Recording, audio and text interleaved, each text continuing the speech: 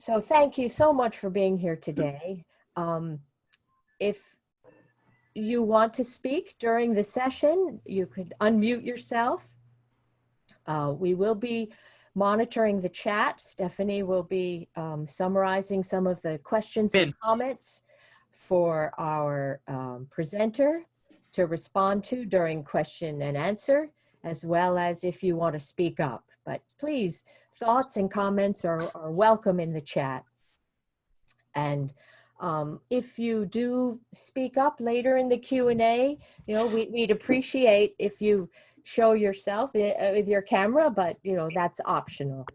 And then we are recording this so we can share it afterwards, post it on our YouTube channel. So there's that option too. So next slide, please. So at Photo Voice Worldwide, we're a small business, and our mission is to help individuals and organizations worldwide use Photo Voice safely, ethically, and successfully. And we are also creating a global community for Photo Voice peer-to-peer support and continuing education. And today, next slide, we are very happy to be welcoming Maria Pajwanski, Dr. Maria Pajwanski.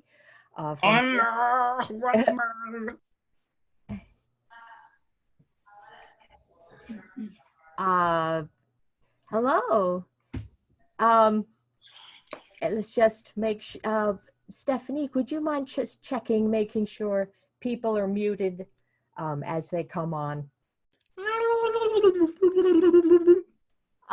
You don't think you're being Zoom bombed, do you? Maybe that's it. Haven't been through that before, so. Me either, but that sounds like what it is. Yes. Their name is Ghost. They've been muted. So how do they seem to be gone. Stephanie, if you wouldn't mind checking and seeing what's going on there. But we can lock the meeting. Rita's suggesting we lock the meeting. Yes, okay. Thank you for that suggestion. So today Maria will be speaking on facilitating Photo Voice remotely, experience and strategies. Maria and I have known each other for 20 years now. We learned about Photo Voice at the same time and have been using it with different populations since then. Maria is the program manager of the Transition Leadership Track at the School for Global Inclusion and Social Development at the Institute for Community Inclusion, and faculty at the University of Massachusetts, Boston. She's been using Photo Voice since 2001 with young adults with intellectual disabilities transitioning to school or work, and with people who are homeless. And with national and state agencies seeking to evaluate their programs for underserved populations. So thank you very much for being here, and let's hear now from Dr. Pajwanski. Okay, thank you all very much. It is nice to see people that are interested in Photo Voice. I see people here who've been doing Photo Voice for longer than I have. And also very nice to always see people that are still interested in using this method. So again, I'm Maria Pajwanski, and today I'm going to tell you about using Photo Voice, which I learned from Laura many years ago. And what really drew me to this was that it was seen as something that people could use with populations of people that don't often have a strong voice in their own services or the supports that they need. And my work is very much focused on individuals with intellectual disabilities, particularly young people with intellectual disabilities. And I saw them as a group of people that could really benefit from having a method that could really help them to say what they want to say. So a lot of my work has been around inclusive education, particularly at the transition, the high school to college. I work with Think College, and we are promoting the rights of people with intellectual disabilities to go to college. And so I have been tracking and following how young people feel about that experience. But I work at this institute that's really promoting the rights of people with disabilities and or marginalized populations from a wide spectrum. And interestingly enough, I've had opportunities to apply these photo voice methods with individuals who are getting what they call housing first supports and services, meaning you're going to start with, so individuals that have had chronic homelessness, and you start with housing, and then you work on the other things that they need. As opposed to turning it around and feeling, in the old days, it would be like, sort of, you have to deserve this before we get you housing. We have to tackle all these other issues. This is, let's help you get the housing, the security first, then do that. And so my work has been, I've been invited to do photo voice with individuals who are getting these services. So over the years, I've done about 10 projects, 10 plus projects using photo voice. But I've often had to do a lot of it remotely. So I've done some in-person photo voice methods and projects, but I've also had to do some where people are across the country. So a lot of the housing first things, they were in Washington State while I was in Massachusetts. And so I've had to figure out how to engage people in photo voice until I could either get out there, or if they didn't have funding, we continued doing the photo voice completely remotely. So I have had to do some of that as well. So that's what I'm going to talk to you all about today. In doing photo voice remotely, I have discovered that, first of all, sometimes the funding has required us that we have, these geographic differences, spaces between us, these distances between us. And so I've really had no choice but to find ways of using technology to help engage people in phases of photo voice. And at this point, I have done that in every stage of photo voice. And that's what I'm going to talk about today, how I've had to adjust and do this remotely. Sometimes a lot of the work that I do is really based on grant funding. And so sometimes there isn't enough for me to come out, especially when you're giving out cameras and then you're waiting for some time for people to think about what they want to take pictures of. And so sometimes there isn't enough funding for that. So that's another reason I've had to do remote photo voice. Another thing, if some of you have done photo voice, you know that sometimes you have a timeline and it works and sometimes it doesn't work. And so sometimes photo voice gets extended, and I've sometimes waited a couple of months for people to take pictures, or for people to think about their pictures, or to have time. Sometimes when I've worked with people that have had some chronic homelessness, sometimes we have to go back and find them. I need people to help me find them. So that's extend the amount of time. So sometimes that's another reason why I have to leave, and then we have to continue the rest of this remotely. So that's another thing that can happen. And then something that we all know about right now, which is coronavirus and COVID-19. And that has probably impacted many of us that are doing photo voice work right now. And I feel more fortunate that I have, before this happened, I had some other strategies that I had to employ and I can use now. So I've been invited to kind of share some of the tools and strategies I've used. And I'm hoping that today we're also going to have a chance to hear about other tools that some of you may have been using. So just to start back for a bit, as I said, I've worked with Laura, and as Laura said, we've worked together for many years. And there's a few things that I think are always just important to understand, because it's these guiding principles that to the best that you can, you want to keep these guiding principles in your mind as you are now modifying your work with digital tools. So the first one is really that it is a community-based participatory action, research, or evaluation activity. And so that's important to keep that principle in place. Like, how do we make sure that to the best of our ability, we're still keeping this community-based, and that it's really participatory. It's also seeking authentic and relevant feedback on initiatives that are designed to improve or develop services and resources for the community.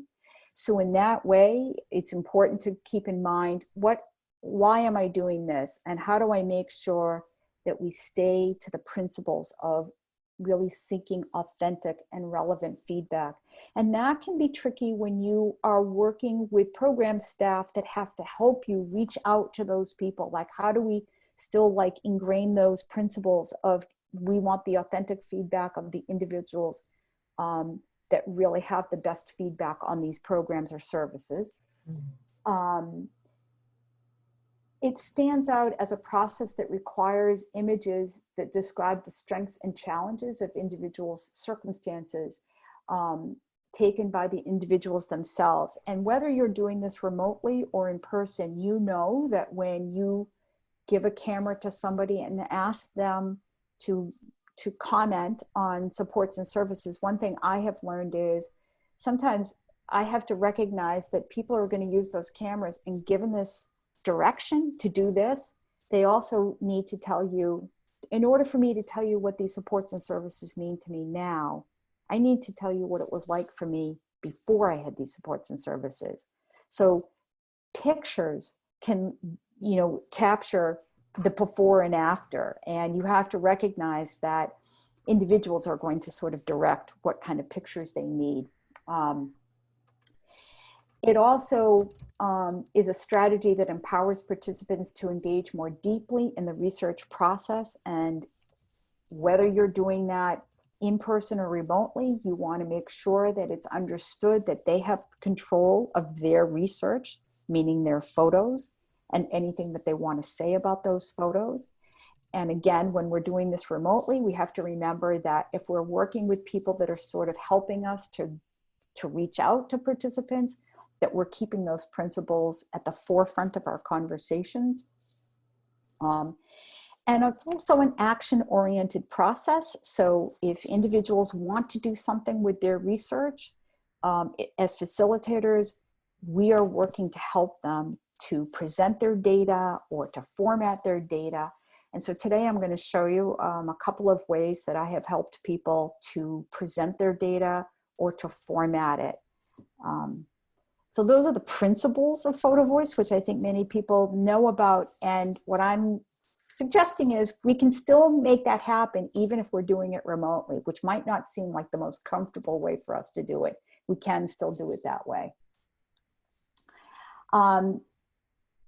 So given that, what I'm going to show you is I'm going to walk through the phases of photo voice and show you how I've been able to figure out ways of doing it remotely. So there's the phase of the orientation and recruitment, and I'm using Laura's graphic that she's put together. So we might need help figuring out how to do an orientation to photo voice and how we're recruiting individuals. So I'm going to show you ways I've worked on doing that. Then there's the phase of taking the photographs themselves. So I'm going to show you how I have facilitated getting that work started. Then there's discussing and reflecting on photos, and writing or dictating narratives. So I've done that, some of that remotely as well. And I'll show you some of the tools I've used for that. The next phase is determining who needs to review these. And so that brainstorming is sometimes done remotely. Sometimes we're able to do it in person. And then there's presenting results and reflecting on all of that.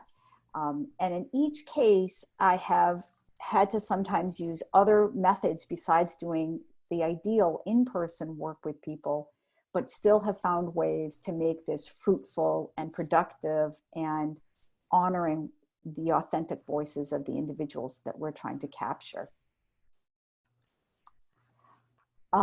So here's the tools that I'm going to talk about that I've used today. So at the end, my slides have where you can find all of these tools.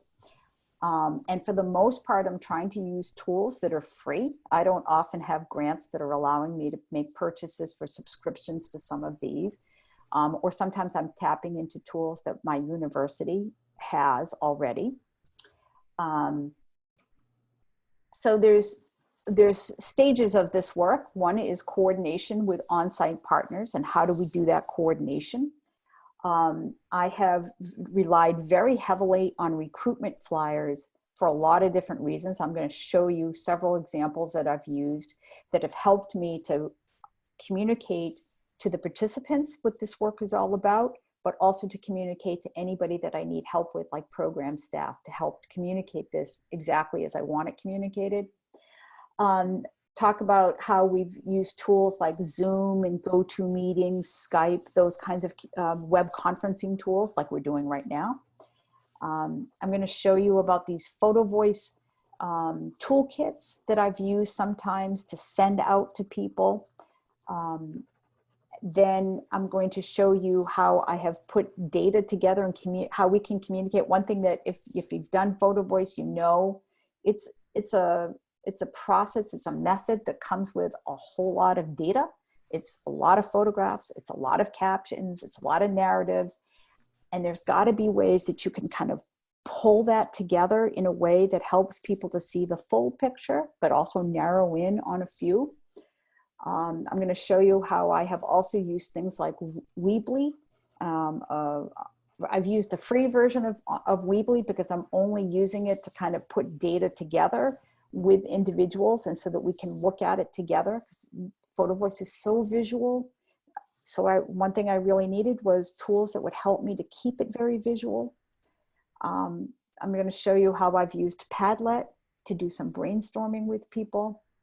And then hopefully we have time, and I'm going to show you some of the products that I have worked on with individuals as ways to share their data.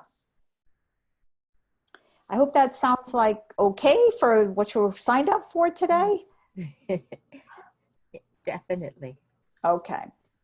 All right. So first of all, with the orientation and recruitment, when you're doing it remotely, as I said, I often am having to find my online partners. Sometimes they're the program staff that are working on these projects. And I've had to use things like online video conferencing with a screen share. And I often guide my conversation with a PowerPoint of some kind to kind of describe what PhotoVoice is. And at this point, the great thing is there are so many different kinds of PhotoVoice projects that I can use examples to show people what this is about. And that's important if I am sort of needing to work with other people to help me do a recruitment eventually. And as I said, I've used flyers that have become really important to really communicate what the PhotoVoice is and what isn't, and what this particular project is.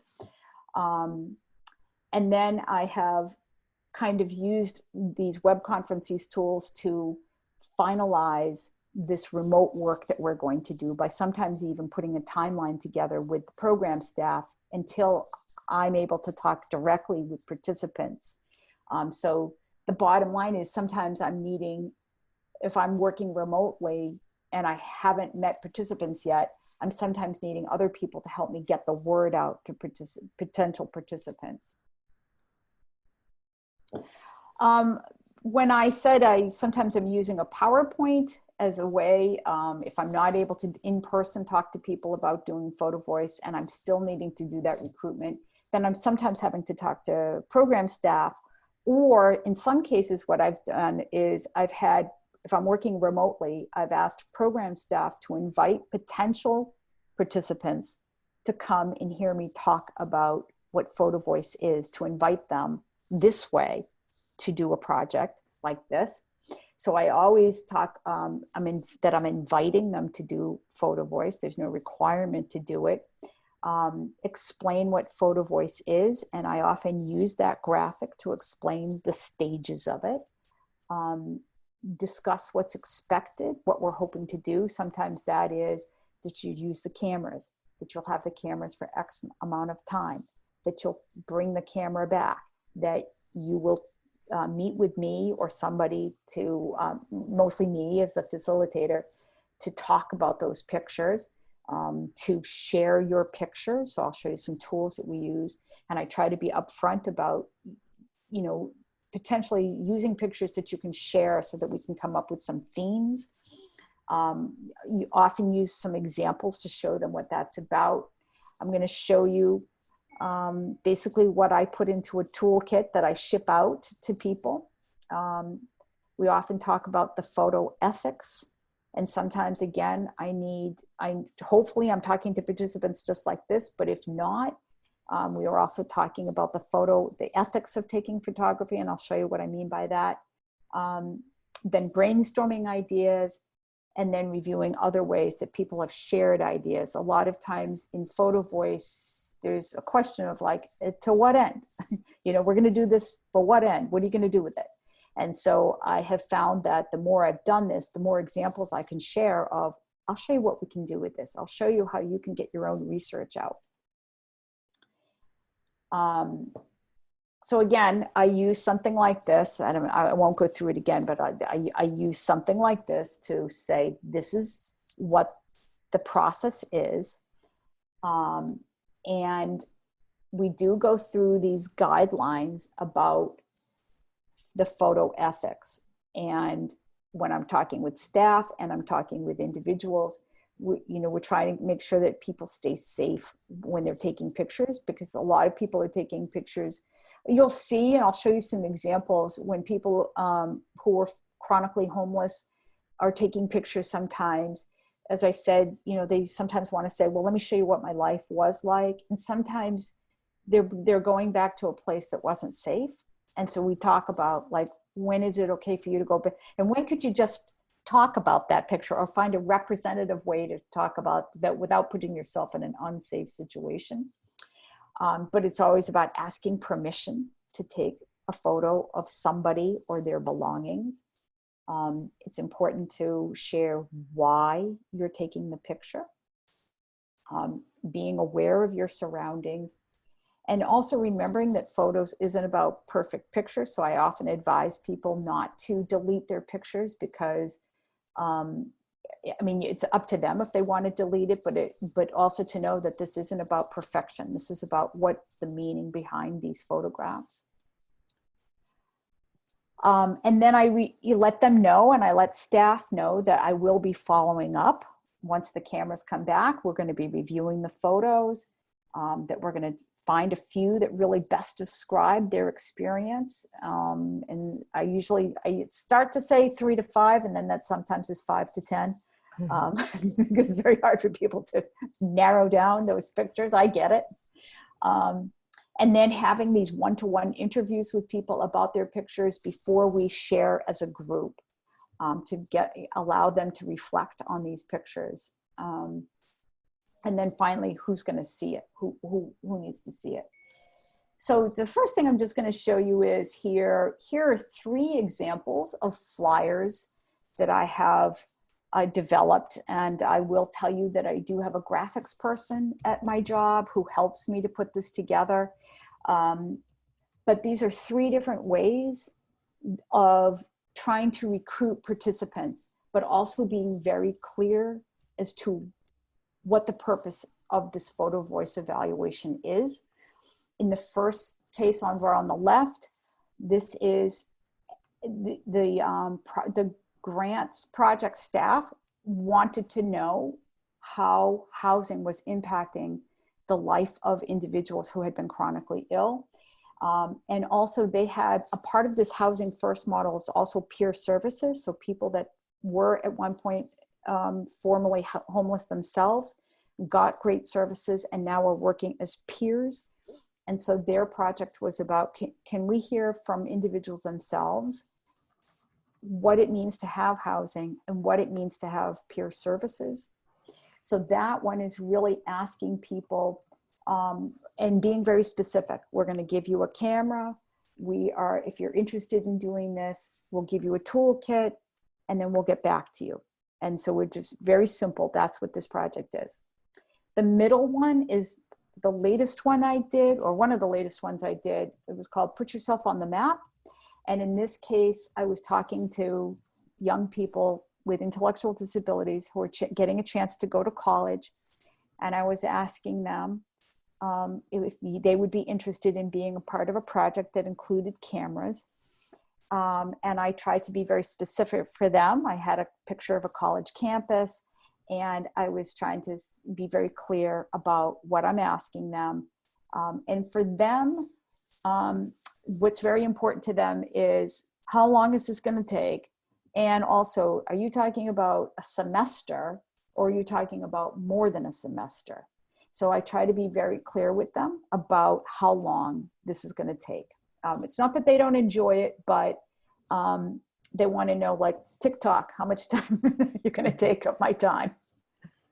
The final one it's on the right-hand side. This was a project in which they were also talking with people that had been homeless at one point, but their strategies were really about health and wellness. And they wanted to know, to what extent were their interventions of building health and wellness impacting people's housing and stability. So in these three cases, three different focuses, and I tried to tailor these recruitment. These really do help quite a bit to be very clear with people. They don't actually take a lot of work. It's really just thinking about what you need to communicate to people, and hopefully making it engaging enough to be a part of it. But the flyers have really helped me to do some recruitment.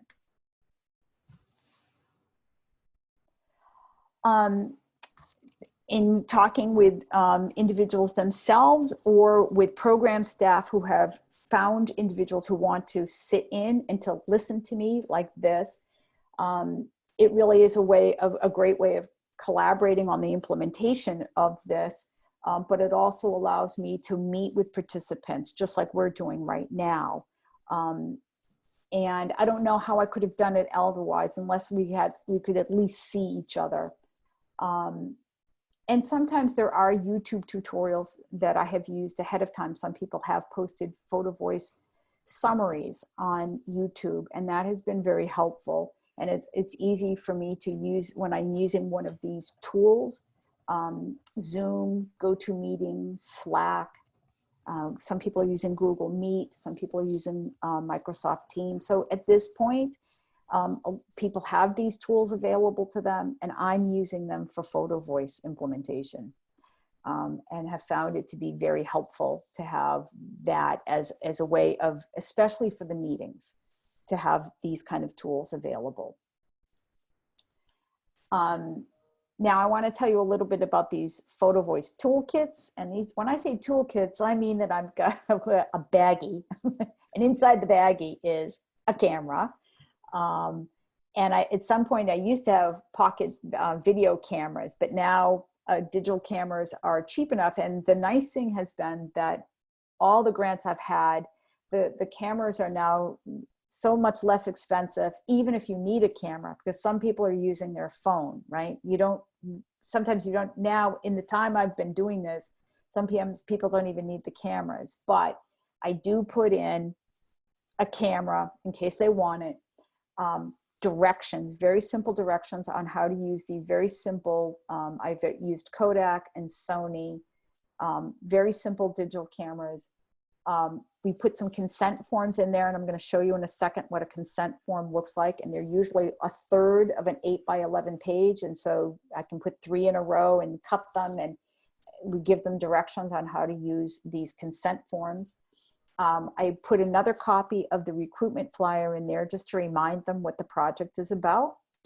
I put my own contact information in there, or a project staff if they want to be the contact, just in case they have a question about the camera or what they're supposed to do with this toolkit in the first place, you know. So it's always important to have that contact information. Some people, what I do is when I ship them out to, you know, a place where they're going to use the toolkits, I often put like a camera sign out sheet. That's been very helpful. I number each of the bags, and then No one gives a shit. Oops. I think the person's gone. Sorry about that. No problem. No problem. People have said that it's been very helpful to have a sign out sheet. And that sign out sheet helps them to keep track of where the cameras are going and when they come back.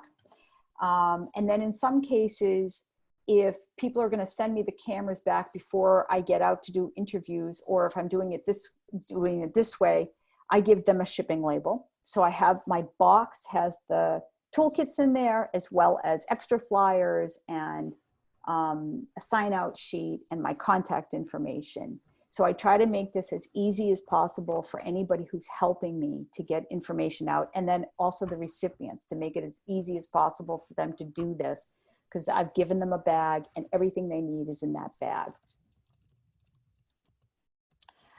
Now here I said the photo consent. So knowing that it's possible that, especially when you're working in a program that's using this for participant evaluation, they may want to use the information from that for a report or to present to, and when I've done it with individuals that were formerly homeless, they've sometimes presented these at community meetings that have potential landlords, police, religious personnel that are providing some kind of services. But if they're going to do that, you have to be, so I have probably half my projects, I have written IRBs to get this research approved. And when I get that approved, then I also provide consent forms that we'll use with people. They're not really necessarily for me. I may use them, but it's more for the program that might want to use this for their reports. And so when people are doing this project, they might have already, the participants may have completed a consent form saying that I consent to do this work. But now we're teaching them. That's the interesting part with Photo Voice, is that you have to also teach the participants how to ask for consent to take a picture of someone, if they really want to take a picture of someone. And at the same time, ask them, not only explaining, I'm doing this project, I'm doing it for this reason. Is it okay if I take your picture?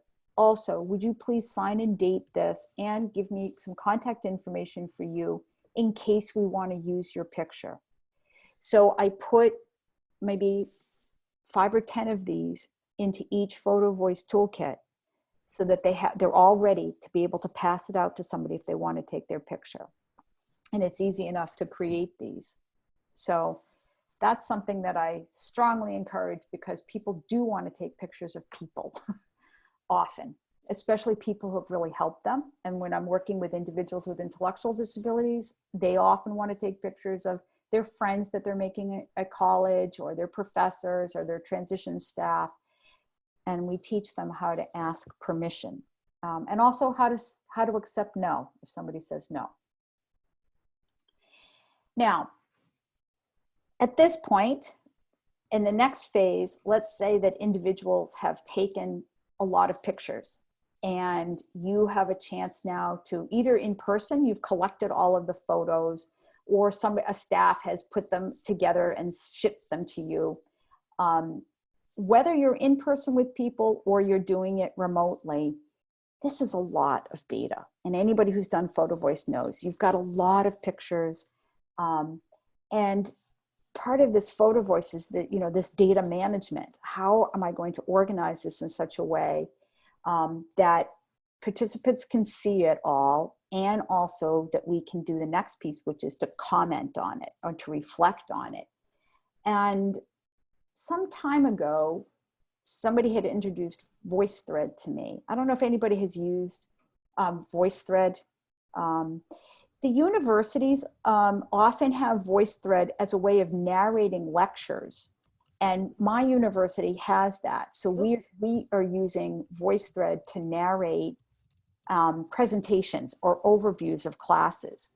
So I'm going to show you in a second what VoiceThread is. But I from the beginning loved VoiceThread, because you see this picture at the bottom here. It's the 5 different ways that somebody can comment on a picture. So you can either, with the ABC, you can type a comment in. You can also, with a subscription, give somebody a phone and they can call in a comment. You can record a comment. You can videotape yourselves making a comment, or you could upload something that you want.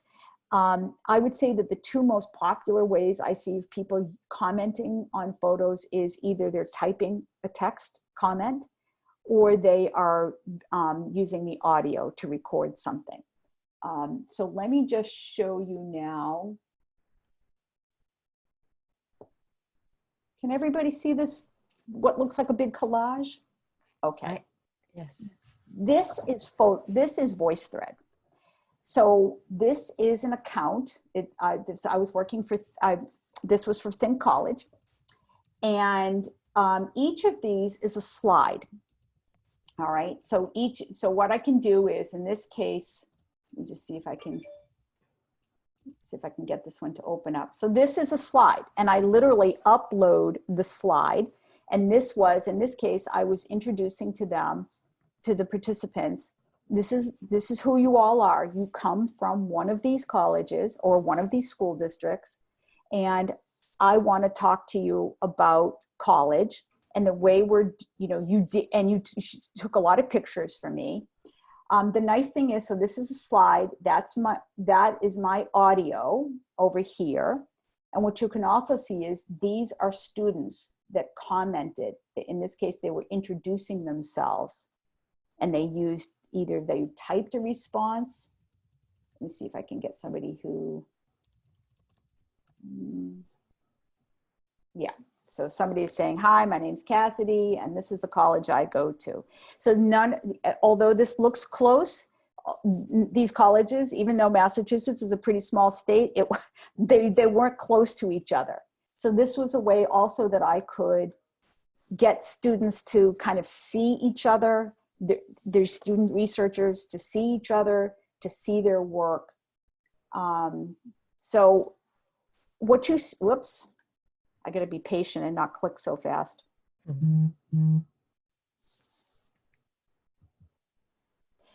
What you see here, this entire thing, up until these graphics on the last two rows, these were their selected photos and videos that they wanted to use to talk about their college experience.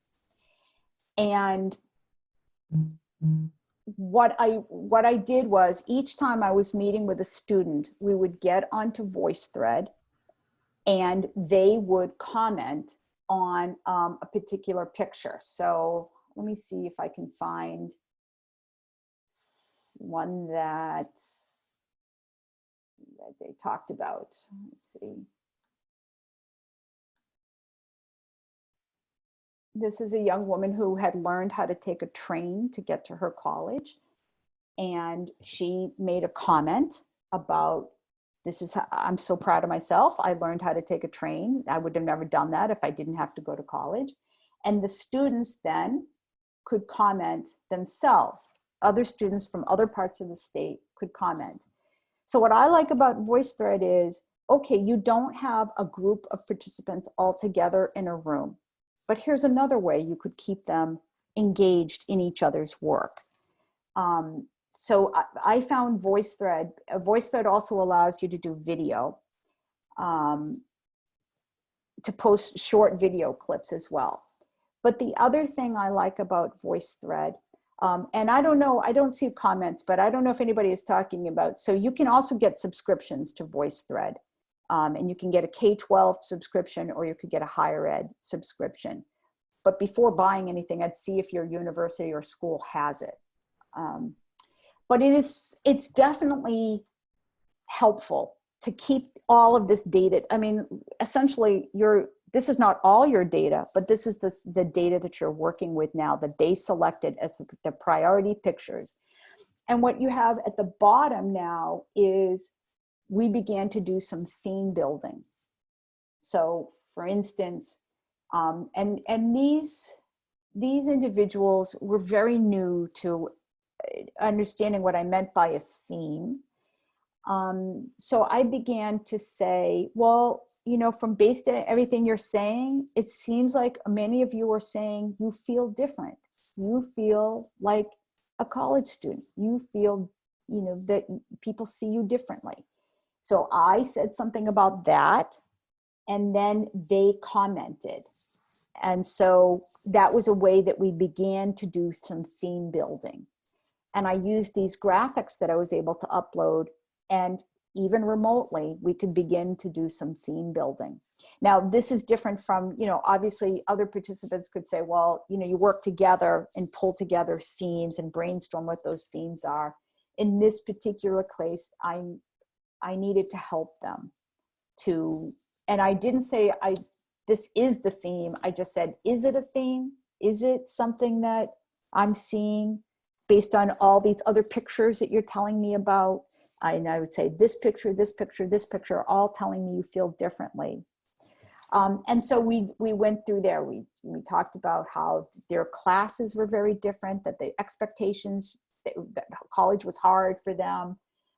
They liked having some help and having an instructor. They used to often have just the same teachers all the time. They talked about how nice it was to have friends that were different from all the people that they knew in high school. They talked about transportation. So I was showing them. And then the last ones were, I was asking them, after we got through that phase, I said, I used VoiceThread again, and I said, do you ever think about maybe presenting your work?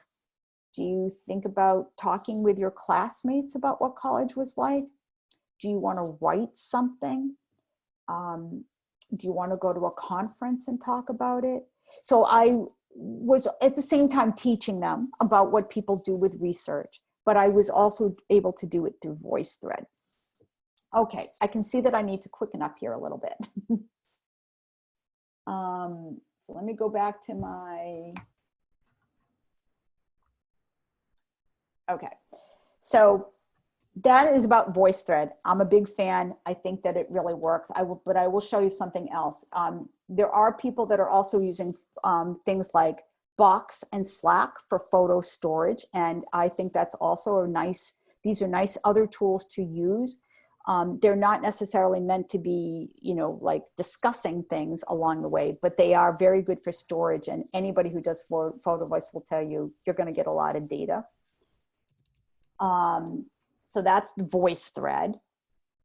Now I'm just going to show you something else that I also used for I've used for several other projects, and that is something called Weebly. And I will be faster about this. But anyway, Weebly is another, it's like, I use the free version because I'm only putting the data together in there, but I'm also doing some theme building as well. And I think that's really important when you're working remotely, to be able to show people the data that you would normally be able to show them in a group.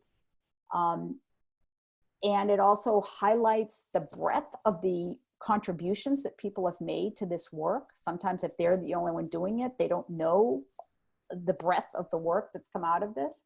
And it really helps to facilitate discussion. So I'm going to show you now how I used Weebly to put something together. So just give me 1 second. Oops, nope, that's not what I want. Okay. So this is a free website if you have not used it before. Many people use it though, but it's called Weebly. And what I'm able to do with Weebly was I'm able to say, here's our project. Here's why we're doing it, because this organization has this funding and they want to know. I use that opportunity to also say, hey, what's Photo Voice? And so I have a page on just what Photo Voice is. But the important thing is that I'm showing them is, here's some of the themes that came out of all your work. And then I'm able to use this tool even remotely with individuals.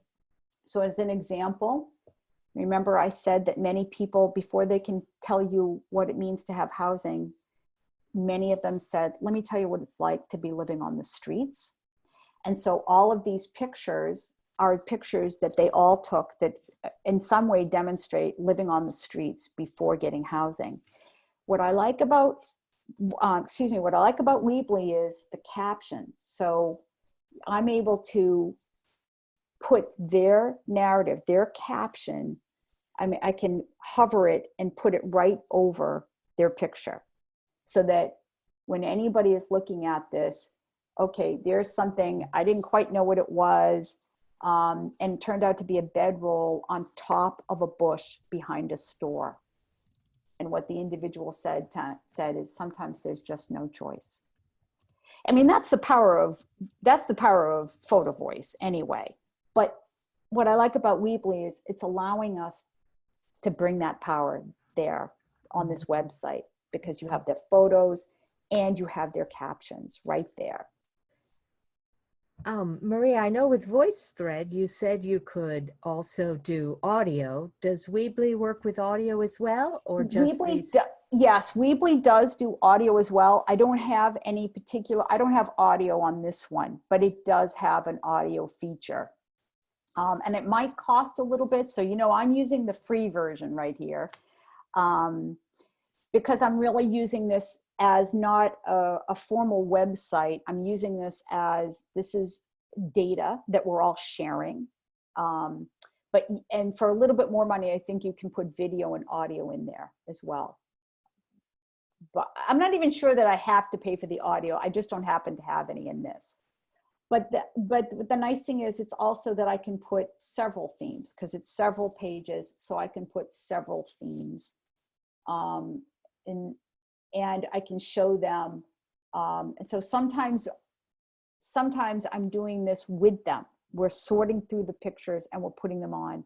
And other times I start to put some themes together, and then I say, can you check this? Is this right? Or did you mean that? Or does that really go someplace else? But I like that this is a way that remotely we can, again, look at all the pictures together and also be able to see what those captions are and what's behind those pictures. So that is Weebly, and I really like Weebly a lot.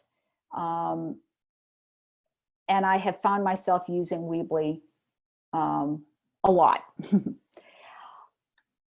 I don't know if anybody's used Padlet, but Padlet is a very simple free tool as well for brainstorming. And what I like about Padlet is when you're working with a group where you're trying to do some brainstorming about what do we have here, what do these themes mean. This is it's like a digital bulletin board, and this is an example of one that I did. This wasn't for a photo voice project. This was actually I was working with some teacher assistants, and we were trying to brainstorm a theme around some discussions that we were having about supporting students with intellectual disabilities at college, actually. But the nice thing about that is that you can literally, I'm just going to show you, you can put this anywhere on a bulletin board. You can upload a picture, you can upload a camera, and you write something. And what happens is once you give people that link, anybody can asynchronously post something. So you don't have to all be together. So I like that because it's very visual, right? But it's also a nice way of sort of allowing everybody to contribute. So I just didn't have a good example from a photo voice project, but I like that tool as well. Now, let's see, do I have time? I have time. The final thing I wanted to talk about is that there are many different ways to help people to share their research. And this is actually as important to the people you're working with as well as the project staff, the people that wrote the grants, that want to be able to demonstrate to their funders what they often find this to be as important. And anybody that does photo voice and qualitative research probably knows it's a very good complement to any quantitative studies that you're doing. And this is actually resonates more with community as well as project officers that you have.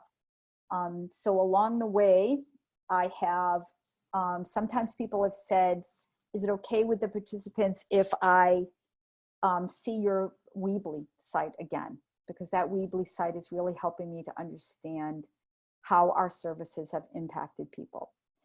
Other times people have said, is it okay with the participants if we see that VoiceThread again? Because the VoiceThread has so much information and also gets at what did people want to contribute to, the way they were contributing to each other's voices. I have also done a lot of briefs.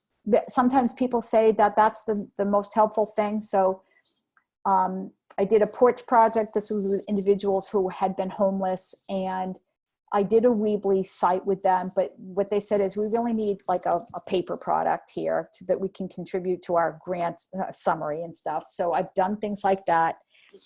I've done poster presentations with individuals or help them to put their data together into a poster presentation. And I've helped young people to present to transition teams or conferences about their college experience. So sometimes it's been helping them to put a presentation together.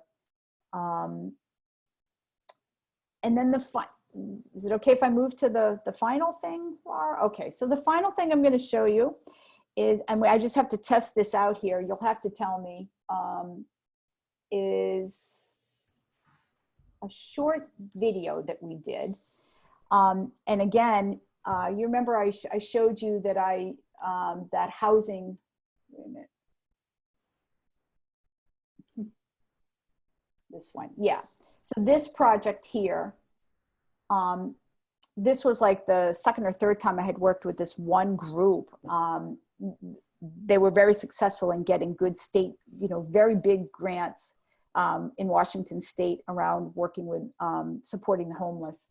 And they said, is there any chance you could help us to put together a short video? So with the participants' contributions, we put together this it's a 4-minute video, so I hope it works for you, but it's completely made up of the voice thread. The Voda Voice work that we did. So if it's too loud, or let me know.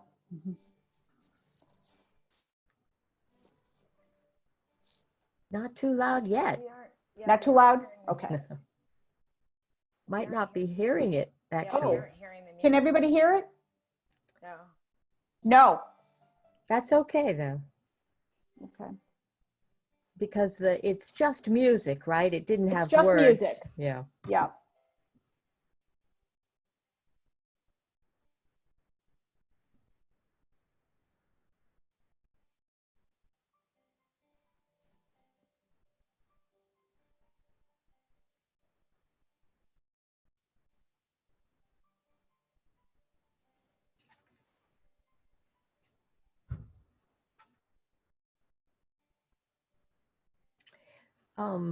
While we're looking at that, Maria, what program did you use to create the video is a question that's come up. A colleague of mine helped me I put a digital story together, and then he uploaded it on something called Wistia. I'll send that link as well. Yeah, that's what he did. Hmm.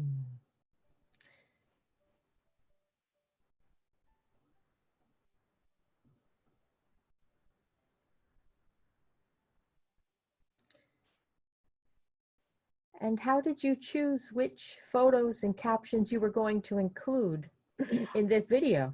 Yeah, so what I did was we had the themes, and I asked them, I had to kind of work with to figure out a digital story too, how many photos we could use per theme. And then I asked people to prioritize which photos best represented that theme. And so I was kind of trying to collaborate with them on that as well. Interesting. And that work was also asynchronous? Well, sometimes we were doing it synchronously. So sometimes I was doing things like Zoom or other web conferencing tools like GoToMeeting. Mm-hmm. And we did brainstorming like this. Mm-hmm.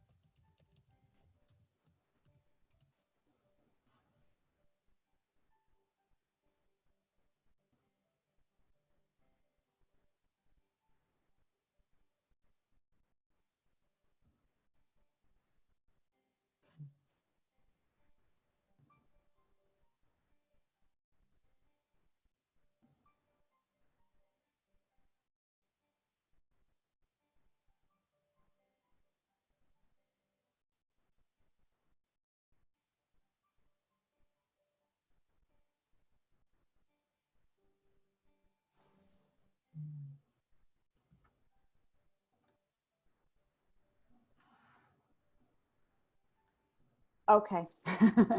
Thank You you. for watching it. But that, in that case, that's what they wanted. And as you can see, what ultimately ended up happening is they were able to present their research at a very large state conference. So that project had multiple different ways of presenting their data. But in the end, ultimately, everyone, there's a lot of great ways to keep doing photo voice work, even when you have to do it remotely, is what I guess I'm getting at. So, and Well, that's really it. Wait a minute. I'm sure I have, let's see. Yeah. What I did is I put a couple of references in here for everybody. And I also am sharing the links to the tools that I told you about, as well as links to the actual, some of these projects that I highlighted for you. Here's the links to the tools that I'm talking to you about. oh, Yeah. thank you. Thank you so much, Maria. I learned so much from this presentation, and your style, so welcoming and nicely paced. We are very fortunate to have had the opportunity to learn from you today. I know we talked about Q&A. I don't know what your schedule's like, if you can stay on for a few minutes, or do you have to? Oh, I'm okay. I know All I right. went right to the end. I apologize. No, that I hope we have been doing some Q&A and discussion in the chat. Okay. There was quite a bit related to VoiceThread in particular. And if you're willing to stay on for Q&A, I think we can open it up now. And those who can continue with the webinar, you're welcome to continue now with Q&A for Maria. Type your questions in the chat. Or unmute yourself. Yeah. So we'll help. Here we go. Good. Practical ideas. Some people are saying they have to get off, but appreciated the input. Helpful. One question I had was related to that asynchronous sharing. So it sounds like you've been able to use video, Zoom and other formats for real-time sharing as a group or with an individual. And you've also been able to encourage that group sense even when people can't actually be together at the same moment, through that sharing of comments, that kind of thing. And do you have a sense for how much asynchronous versus synchronous remote, strategies have been relevant and useful for you? I have to be honest. I think I have had to be flexible. I would love to see more synchronous opportunities, but I have to say I always have to be prepared for asynchronous, because it can be very difficult to get everybody together. No matter what group I'm working with, it can be very difficult to get everybody together, to log on together or to be together. And so I have found that essentially it's important for me to be prepared to have asynchronous. And what VoiceThread is so good about is that it allows you to share your voice or your text and be asynchronous, but obviously to the recipient, you can see that they're commenting on their work. So VoiceThread has been very helpful that way. Here's a question. What would you say are the main challenges you've faced working online with PhotoVoice? Scheduling. I would say that's absolutely the hardest part. And that's for any project, right? But it's the scheduling, especially if I have to find, it's very easy for me to promote PhotoVoice. Like, I just love it. So of course it's easy for me to be enthusiastic about it. But if I have to rely on other people, I'm not, I'm afraid they're saying like, you want to do this photo voice thing, I don't know, you don't have to, but recruitment, getting people engaged in that can be a hard part. That's why I try to have these synchronous web conferences with whoever is helping me, and to see if they can bring potential participants to this web conference. And the flyers have been so important for me to be able to really promote this work so very positively and concretely. So I would say that that's the hardest part, is just getting the synchronous part. Mhm. Very interesting.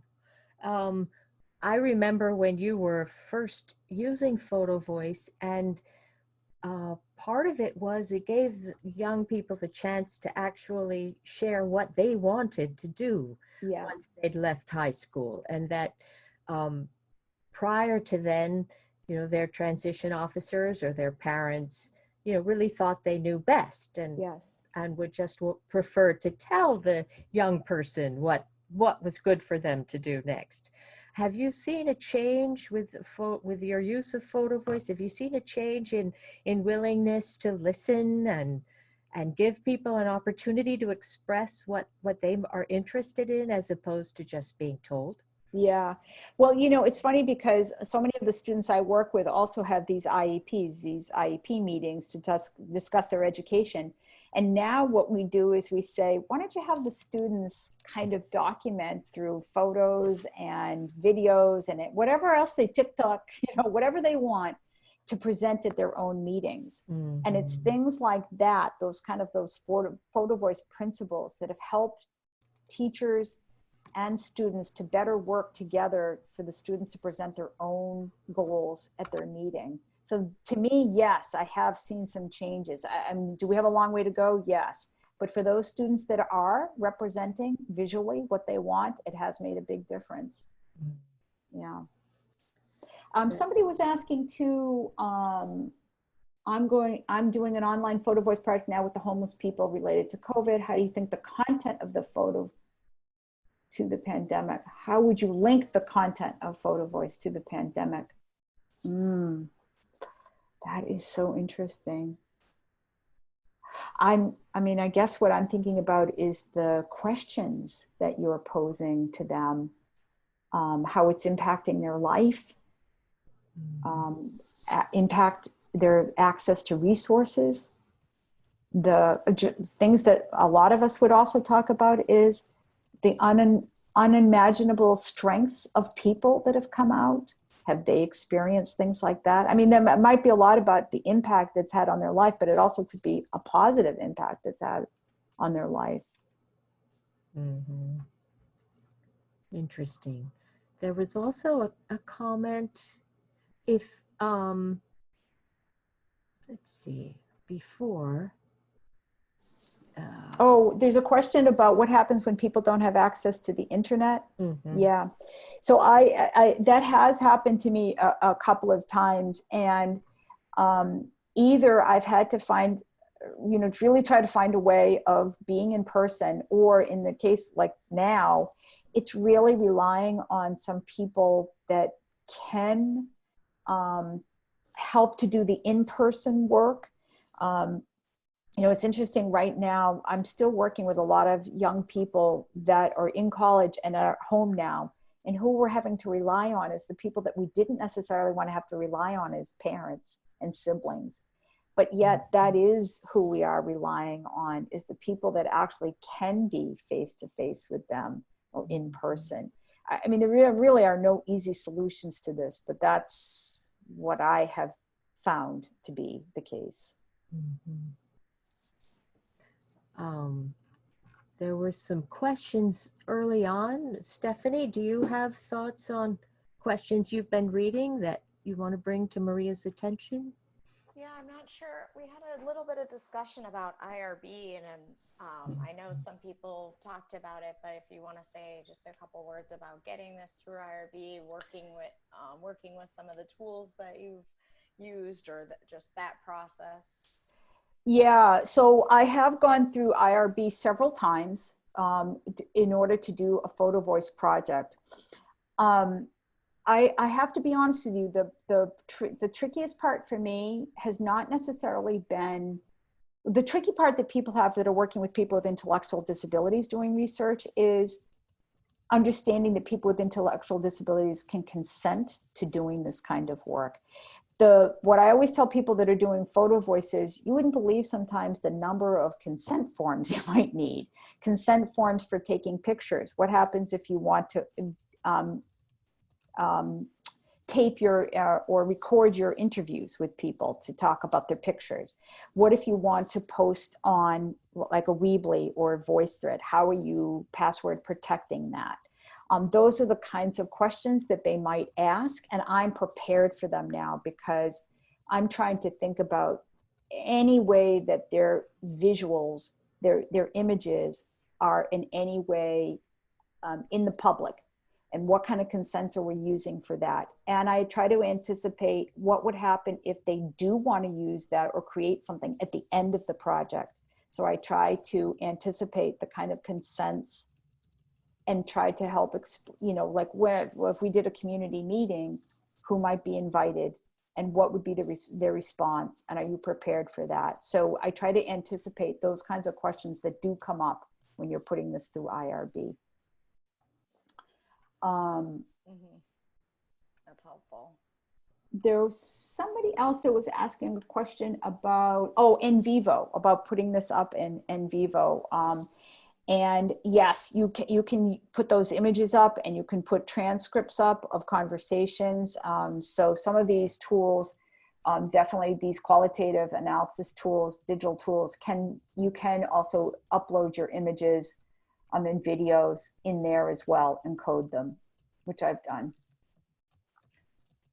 We had a question from somebody who's new to Photo Voice and wants to use it in their work. And I know there's no exact science for this, but if you just talk about for your research about how many people do you recruit, how long might you have them keep the cameras, and how many follow-ups are involved in while people are keeping the cameras, and then how many photos do people take?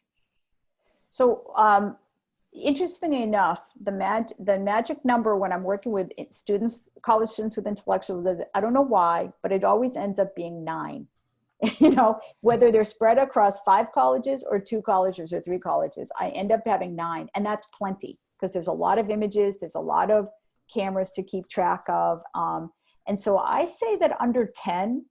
The first time I ever did Photo Voice, I was in a class. I was asked a classroom teacher if I could do it. And she said, only if you do it with all of them. And I had like 17 students. That was so too much. It was just too much. I could not keep track of it all. But when I have smaller groups, 9 is a good number. I don't tend to get more than about 10 or 12 people when I'm working with individuals who are homeless. So I'm going to say somewhere between 9 and 12 seems like a good number.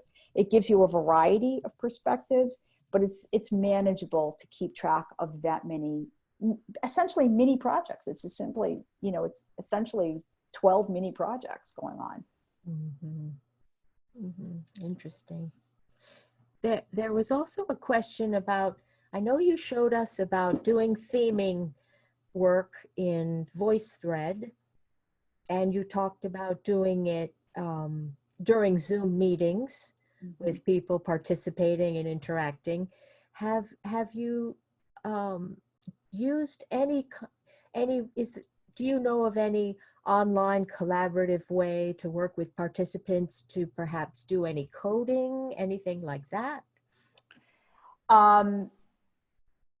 Yeah, I have, that's the next thing I'm really kind of working on. I did something with some students when that Put Yourself on the Map, where I had taken their images, and I actually had sent some of their images to like a photo of just a little Walgreens or CVS kind of a place where they were able to put it in collages. And then I was trying to manipulate the collages to get more at the coding with the individuals. It's not I wouldn't say I have it down. It's not easy because taking pictures is one thing, but learning how to code and develop themes is harder. And it's raising to a more abstract level of thinking. I would say the thing that most people say to me is, how long does this take you? And I said, right, this can take me 9 months. And they said, it's so much faster doing a survey, isn't it? I said, right. It definitely is, but I definitely see that the outcomes of photo voice are so strong. I mean, it's just, there's nothing like it. And so I would say time. You have to have the time to do this because it's going to take time to also work through coding and themes, as well as I oftentimes that about how long do you give people cameras? I'd say anywhere between 2 weeks and a month. Yeah, because people need time to think about it. I often say, just put it in your bag. Just put it in your bag. Something might come to you because it's not always quick for them to think about what I'm going to take a picture of. Mm-hmm. Interesting. Another question that's come up is about measuring impact. Now, of course, with photo voice, it's not measuring per se, but perhaps in combination with other approaches. Is that something you've been doing, perhaps especially in the evaluations you've worked on using photo voice? Yeah, I mean, I'll tell you, one of the that put yourself on the map, where we were using both quantitative studies, we used 3 different tools to measure growth of students with intellectual abilities going to college. And we also did my put yourself on the map with this qualitative research. And they absolutely, when they did their 3 tools, it was only self-determination that came out as very strong. But the photo voice work emerged as not just what self-determination looked like, but broadened what some of the themes were that the other tools couldn't capture. So we learned it really is important to kind of keep both methods together, because the quantitative data talking about self-determination was obviously important, but the photo voice had not just, it shed light on really the impact it was having on students that the survey data wasn't able to do. Mm-hmm. So, and the same thing happened with the individuals who are homeless. They began to really value the photo voice work because it was bringing to light what the numbers meant. I mean, not that we don't know that, but it really was bringing to light. And that's what mattered to the state legislator that was giving them some funds and their own federal funders that were giving them funds. That's what they wanted to see. How is this actually impacting people in real life? Mm. How about impact also on providers? For example, have you tried to measure the impact on transition officers or, Yeah. I think that takes a little bit longer. I will say that one of the themes that came out on one of the projects in Washington with individuals that were homeless was that landlords didn't understand why, for instance, individuals that were new to living on their own, in their minds, kept a very filthy apartment. One of the themes that came out of that work was, you know what, when we're on the streets, as long as we have, the first thing we want to do is bring all of the things that we're hoarding on the streets into our apartments. And when they saw that, they had a better understanding of and relaxed their rules a little bit. This one housing group kind of relaxed their rules a little bit. That's a small example, but an important example of how photo voice had brought to light a why of something happening. Thank you. And here's a question about any experiences using, I assume, using these, the remote strategies with under 18-year-olds, younger? Yeah, so for me, I have not actually used too many of these methods with students under 18, but the students that I am working with have intellectual disabilities, and many times IRB is requiring me to go through a full board review and to go and write up the procedures for people that are actually, you would think if they were 18, they could make their own decision, but they're not saying that. I do have some, so I have had to kind of proceed as if they were younger, but as far as working with students. I actually have had one project where I was working with younger students who similarly were very engaged in the photo development. They liked taking the pictures. They weren't as interested in sorting it out. They wanted me to do it. But Yes. but I think if I had more time with them, in that case, it was timing. And if I had had more time, I think I could have done it. I mean, sometimes you have to understand it's not easy to do these things in 3 weeks, or as long as a unit in school or something like that. So, Yes.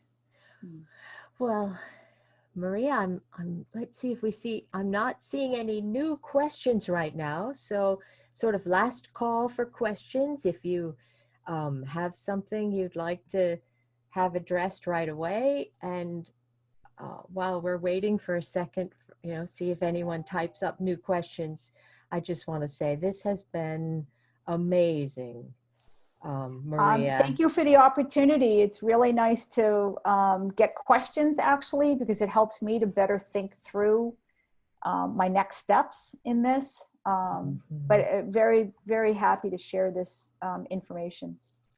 Well, I can't say enough about how valuable and useful it's been, and of course the blog, complements somewhat with additional resources and links, other examples, if people might find that useful. But Maria, we want to thank you. You're welcome. We look forward to the next time. Yeah, great. Okay. So thank you so much. Thank you, everyone. Okay. Bye. Bye-bye. Bye. Okay. And we'll just unmute. So thank you so much for being